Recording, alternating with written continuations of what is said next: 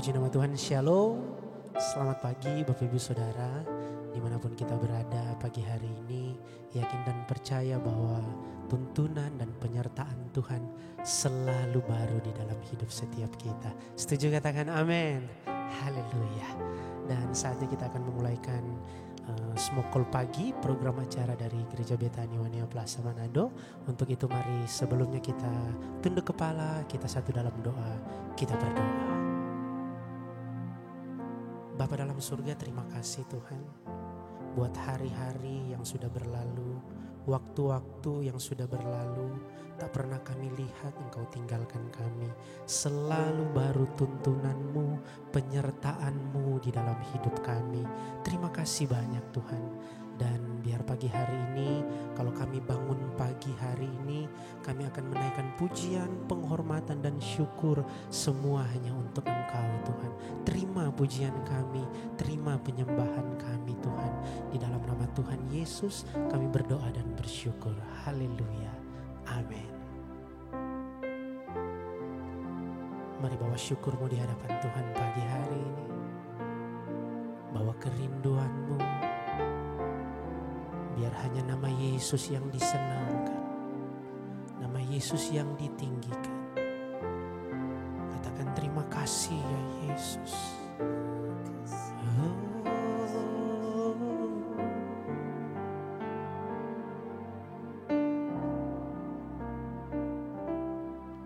Rindu selalu bersamamu, tinggal di dalam kediaman-Mu, oh Tuhan, sebab ku sukai hadirat-Mu, tak ingin ku terpisahkan. Dekat denganmu, itu yang ku rindukan. Sebab ku dapati kedamaian-Mu,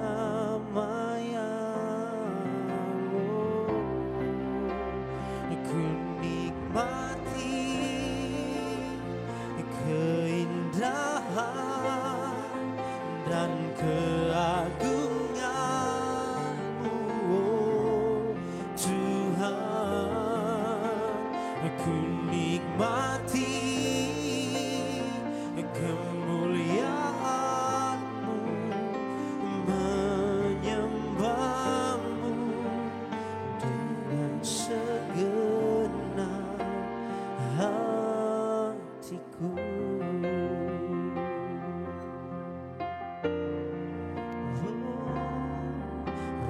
Rindu selalu bersamamu, tinggal di dalam kediaman-Mu, oh Tuhan. Sebab ku sukai hadirat-Mu, tak ingin ku terpisahkan. Dekat denganmu, itu yang ku rindukan. Sebab ku dapati kedamaian, oh ku nikmati keindahan dan keagungan-Mu, oh Tuhan. Ku nikmati kemuliaan-Mu, menyembah-Mu segenap ku nikmati keindahan dan keagungan-Mu, oh Tuhan. Ku nikmati kemuliaan-Mu, menyembah-Mu dengan segenap. Ku nikmati keindahan dan keagungan-Mu, oh Tuhan. Ku nikmati kemuliaan-Mu, menyembah-Mu dengan segenap hatiku.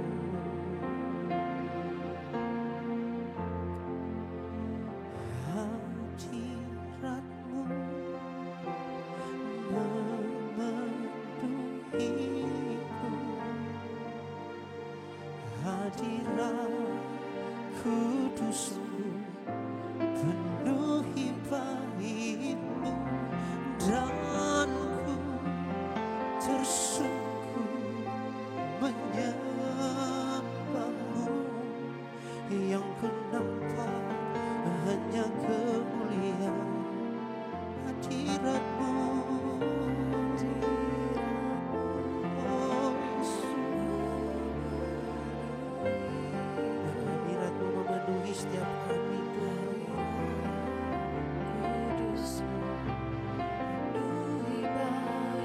Dan ku tersungkur menyembah-Mu. Yang ku nampak hanya kemuliaan, dan ku tersungkur, dan ku tersungkur menyembah-Mu. Yang ku nampak hanya kemuliaan-Mu, dan ku tersungkur menyembah-Mu. Yang ku nampak hanya kemuliaan-Mu.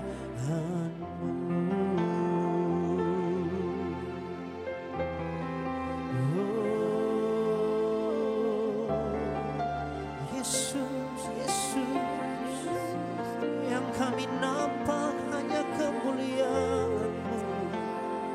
Kami tersungkur menyembah-Mu, Tuhan dan Raja, Yesus yang layak.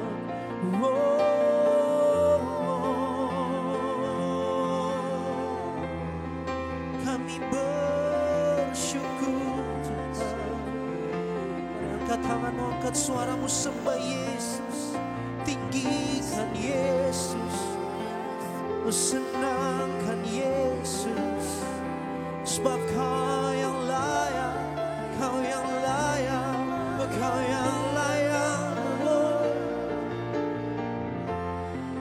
hanya Kau, hanya Kau, hanya Kau, hanya Yesus, oh hanya Yesus, satu-satunya Tuhan yang layak, yang besar, yang ajaib, yang berkuasa, yang layak dipuji, oh, yang layak disembah. Hanya Kau, hanya Kau. Oh, terima kasih, oh Tuhan. Terima kasih, oh Yesus. Oh, kami sembah, kami sembah, kami sembah nama-Mu. Sebab kami punya Tuhan yang besar. Kami tak pernah takut, kami tak pernah khawatir, kami tak pernah gentar. Terima kasih, terima kasih, oh terima kasih, oh Tuhan. Oh, oh, oh.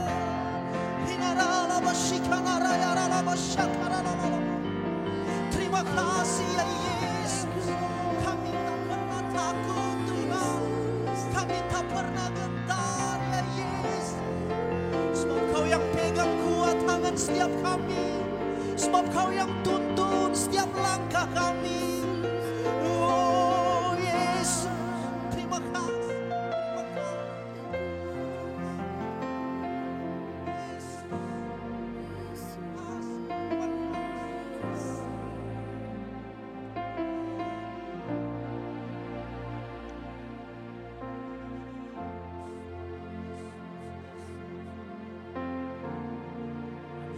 Kalau kami punya Tuhan yang besar, Tuhan yang dahsyat dan berkuasa.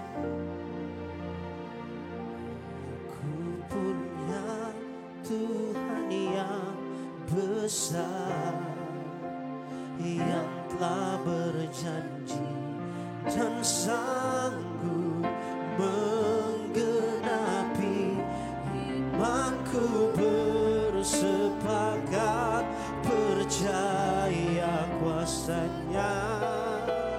Ku terima sekarang kemenangan darimu.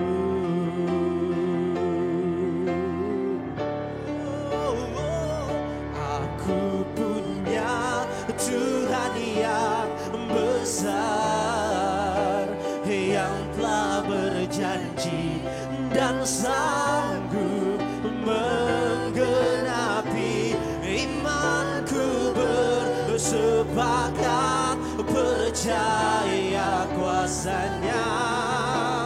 Ku terima sekarang kemenangan darimu.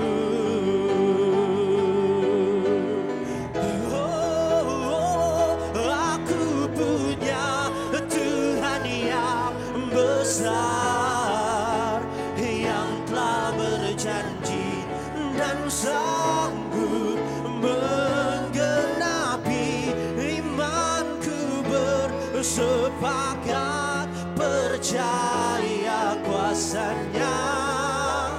Ku terima sekarang, ku terima sekarang, ku terima sekarang. Oh, ku terima, ku terima, ku terima sekarang. Ku terima, ku terima sekarang, ku terima sekarang kemenangan darimu.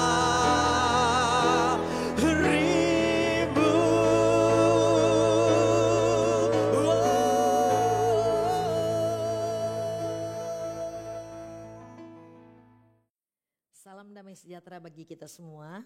Setelah kita memuji menyembah Tuhan, saatnya kita akan mendengarkan kebenaran firman Tuhan. Saya ambil dari 2 Timotius 3 ayat 1 sampai 5, demikian firman Tuhan. Ketahuilah bahwa pada hari-hari terakhir akan datang masa yang sukar.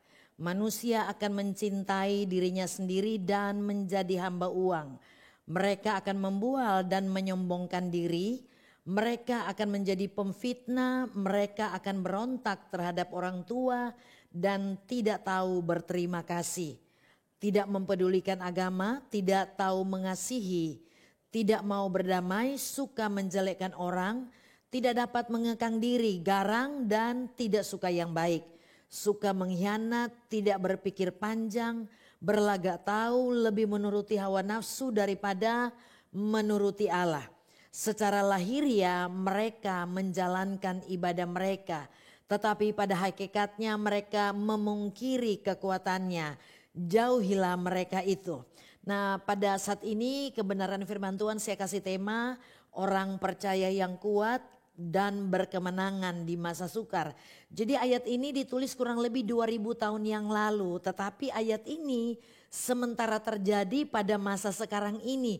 Kita tahu bahwa semua yang kita baca di atas sudah mulai terjadi. Jadi kita mesti mengerti kita ada di hari-hari terakhir, kita ada di masa-masa sukar. Nah, yang jadi pertanyaan begini, bagaimana kita menjadi orang percaya yang kuat dan berkemenangan di masa sukar. Mari kita lihat, yang pertama kita harus buat keputusan untuk apa? Dekat dengan Allah. Sebab kalau kita tidak dekat dengan Allah, ya di masa-masa sukar seperti ini, siap percaya kita tidak akan mungkin bertahan di masa-masa sulit. Nah, kenapa kita harus dekat dengan Allah? Alkitab bilang begini dalam Mazmur 62 ayat 2, hanya dekat Allah saja aku tenang, daripadanya lah keselamatanku. Hanya dialah gunung batuku dan keselamatanku, kota bentengku, aku tidak akan goyah. Ya, jadi kita dekat dengan Allah. Kenapa? Dikatakan ketika kita dekat dengan Allah, ketika ada di masa-masa sukar sekalipun goncangan terjadi di mana-mana, maka kita akan tetap tenang, jiwa kita akan tentram. Sebab Alkitab katakan ketika kita dekat dengan Dia, selain ada ketenangan dikatakan aku tidak akan goyah. Alkitab lagi bicara begini, kalau kita tidak dekat dengan Tuhan, masa-masa sukar kita pasti goyah. Ya, kita pasti goyah, kita mungkin sangkal iman, kita mungkin buang kepercayaan kita dan lain sebagainya. Makanya pastikan ini waktu-waktu yang Tuhan masih berikan bagi kita, kita tidak pernah tahu tinggal berapa lama waktu Tuhan percayakan bagi kita. Tapi putuskan hari ini untuk apa? Kita dekat dengan Tuhan. Nah, tujuan kita dekat dengan Tuhan apa sih? Mari kita lihat dalam Mazmur 73 ayat 23 sampai 24. Saya baca dari bahasa Indonesia masa kini bilang begini. Namun aku tetap di dekatmu. Pemazmur bilang, namun aku tetap di dekatmu. Engkau memegang tangan kananku. Jadi kenapa kita tetap kuat tidak goyah di masa sukar? Kita berkemenangan sebab waktu kita dekat dengan Allah dikatakan engkau memegang tangan kananku. Jadi tangan kita dipegang oleh Tuhan. Lalu dikatakan ini, kau bimbing aku dengan nasihat dan kau terima aku dengan kehormatan kelak. Ketika kita dekat dengan Tuhan artinya kita lagi bilang sama Tuhan, Tuhan ini aku mau dibimbing oleh Tuhan. Ya, engkau pegang tanganku, makanya kita pasti berkemenangan sekalipun ada di masa sukar. Dikatakan begini ayat selanjutnya, tetapi bagiku sungguh baiklah berada dekat Allah. Tuhan Allah ku jadikan tempat perlindunganku supaya aku dapat mewartakan segala perbuatannya. Jadi salah satu tujuan kita dekat dengan Tuhan selain kita ada ketenangan, selain Tuhan pegang kita, Tuhan berikan kita nasihat. Kita pun ketika dekat dengan Tuhan kita bisa ceritakan tentang Tuhan kepada orang lain. Sebab ketika dunia bergoncang ada yang mereka butuhkan. Mereka butuhkan itu cuma Tuhan. Ya, oleh sebab itu kalau kita dekat dengan Tuhan, kita bisa ceritakan tentang orang yang dekat dengan kita, yaitu Tuhan kepada orang lain. Supaya begini, bukan cuma kita tertolong, bukan cuma kita bertahan, bukan cuma kita selamat, tapi orang lain pun bisa tertolong, bisa diselamatkan, orang lain pun bisa Tuhan pegang. Kalau kita dekat dengan Tuhan, kita bisa ceritakan tentang Tuhan kepada mereka.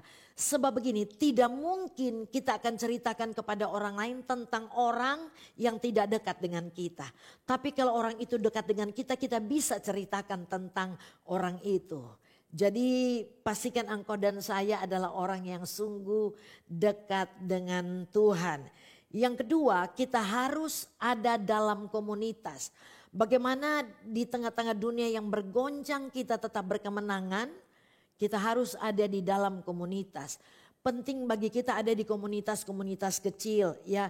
Sebab untuk ada di komunitas itu juga perintah Allah.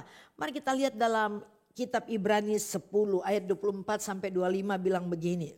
Dan marilah kita saling memperhatikan supaya kita saling mendorong dalam kasih dan dalam pekerjaan baik.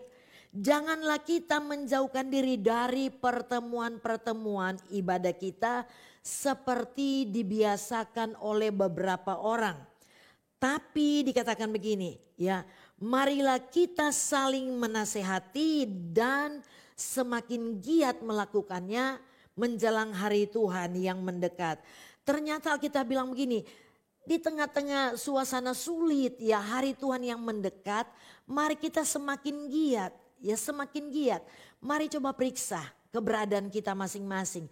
Kita tidak disuruh periksa keadaan orang lain, tapi keadaan kita. Apakah di hari-hari sulit ini kita semakin giat atau semakin pudar, semakin malas atau semakin menyala-nyala dengan Tuhan. Padahal Tuhan bilang marilah kita semakin giat melakukannya menjelang hari Tuhan yang mendekat. Kenapa komunitas kecil itu penting? Ya beda dengan ibadah minggu di gereja. Ibadah minggu di gereja itu ibadah raya, itu banyak orang. Ya kita kadang-kala ndak saling sapa satu dengan yang lain. Tapi dalam komunitas kecil ini tempat kita praktek untuk apa? Saling memperhatikan. Dimulai dari komunitas kecil. Ya dari dalam keluarga, lalu ada keluar dari keluarga. Ada komunitas-komunitas kecil. Itu penting bagi kita, komunitas rohani yang bisa begini, saling memperhatikan. Itu penting bagi kita. Ya, lalu di komunitas kecil begini, saling mendorong dalam kasih dan dalam pekerjaan baik.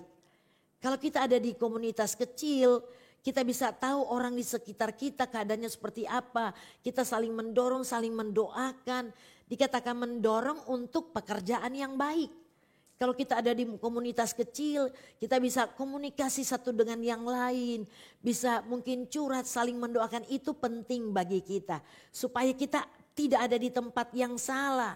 Tetapi di komunitas rohani saling menasihati, saling memperhatikan, saling mendorong. Dan dikatakan saling menasihati dan semakin giat melakukannya, saling menasihati. Sebab kalau kita dengar nasihat dari orang yang tidak dengan Tuhan, maka pastinya mereka akan memberikan nasihat yang salah. Tapi kalau dalam komunitas rohani di mana ada kehadiran Tuhan, di mana Tuhan berdaulat, maka nasihat biasanya itu sesuai dengan firman Tuhan. Makanya pastikan kita ada di komunitas-komunitas kecil. Sebab di hari-hari terakhir mestinya komunitas bukan lagi jadi pilihan.